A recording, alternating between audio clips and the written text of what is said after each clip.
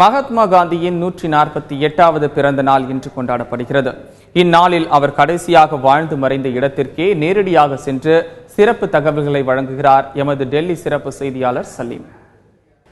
மோகன்தாஸ் கரம்சந்த் காந்தி அவர்கள் டெல்லியில் சுட்டுக் கொல்லப்பட்டார் அப்படின்னு சொல்லி நமக்கு எல்லாம் தெரியும். அவருடைய வாழ்நாளில் கடைசி 144 நாட்களை அவர் இங்கே தான் கழித்தார். அவர் வாழ்ந்த அறையை நீங்கள் இங்கே ரொம்ப தெளிவாக பார்க்கலாம். அப்படியே வச்சிருக்காங்க. பொதுமக்கள் வந்து பார்வையிடுவதற்காக இன்னொரு அறையையும் இப்போ நீங்கள் ரொம்ப தெளிவாக பார்க்கலாம். காந்தியடிகளை யாராவது சந்திக்க வந்தால் இங்கே தான் அமர்ந்து பேசுவார் அப்படின்னு சொல்லி ரொம்ப தெளிவாக இங்கே இருக்க நோட்டீஸ் போர்டில் எழுதி வச்சிருக்காங்க. இப்பொழுது காந்தியடிகளார் அவர்கள் பயன்படுத்திய பொருட்களை இப்பொழுது நீங்கள் தெளிவாக பார்க்கலாம். அவர் பயன்படுத்திய கைத்தடி, அவர் பயன்படுத்திய கடிகாரம், அவர் பயன்படுத்திய மூக்கு கண்ணாடி, இதெல்லாம் அப்படியே வச்சிருக்காங்க. அவர் சாப்பிட பயன்படுத்திய இந்த ஸ்பூன்லாம் கூட ரொம்ப இங்கே வந்து ரொம்ப தெளிவாக காட்சிப்படுத்தப்பட்டிருப்பதை நீங்கள் பார்க்கலாம்.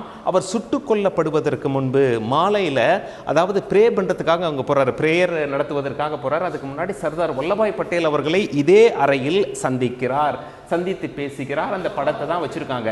4 மணிலேருந்து 5 மணி வரை அந்த சந்திப்பு நடைபெற்றது அப்படின்னு சொல்லி ரொம்ப தெளிவாக போட்டிருக்காங்க. சர்தார் பட்டேல் அவர்களை சந்தித்து பேசிய பிறகு காந்தியடிகள் இங்கிருந்து எழுந்து இந்த வழியாகத்தான், இந்த கதவு வழியாக பிரேயர் பண்ணுறதுக்காக மாலையில் அங்கே கிளம்பி சென்றார் அப்படின்னு சொல்லி அவர் பாதம் படிந்த இடத்துல அங்கே அந்த கற்கள்லாம் வச்சிருப்பது நாம் தெளிவாக பார்க்கலாம். காந்தியடிகள் இறைவனை தரிசிப்பதற்காக நடந்து வந்த பாதையை நீங்கள் பார்த்து கொண்டிருக்கிறீர்கள். அந்த அறையிலிருந்து எழுந்து இந்த வழியாகத்தான் நடந்து வந்தார். இது மேலே பொதுமக்கள் இப்பொழுது நடக்கிறதுக்கு அனுமதி கிடையாது. இங்கே வரும் பொழுது கோட்சேவால் காந்தியடிகள் அவர்கள் சுட்டுக் கொல்லப்பட்டார். 3 தோட்டாக்கள் நெஞ்சில் பாய்ந்ததாக நமக்கு தகவல்கள்லாம் தெரிவிக்கின்றன.